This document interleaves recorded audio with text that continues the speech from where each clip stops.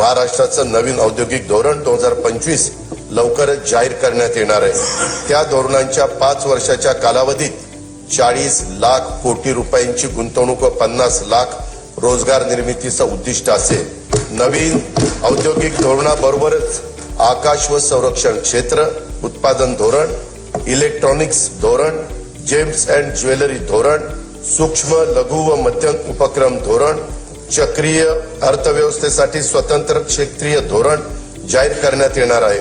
सन 2023-24 मध्ये 5,56,379 कोटी रुपयांची तर 24-25 मध्ये नोव्हेंबर 2024 पर्यंत 3,58,439 कोटी रुपयाची उत्पादने निर्यात करण्यात आली आहेत।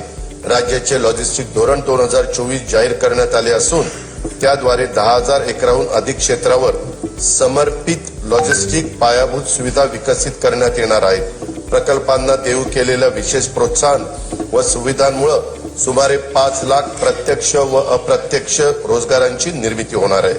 मुंबई महानगर प्रदेश हे आंतरराष्ट्रीय दर्जाचे आर्थिक विकास केंद्र म्हणजेच ग्रोथ हब म्हणून विकसित करण्याचा निर्णय घेण्यात आला आहे।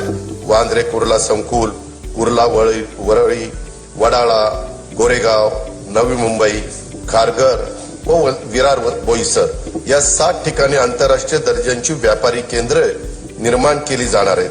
त्यामुळे मुंबई महानगर प्रदेशाची अर्थव्यवस्था सध्या $140 बिलियन वरून सन 2030 पर्यंत $300 बिलियन तर सन 2047 पर्यंत $1.5 ट्रिलियन पर्यंत नेण्याचं उद्दिष्ट आहे।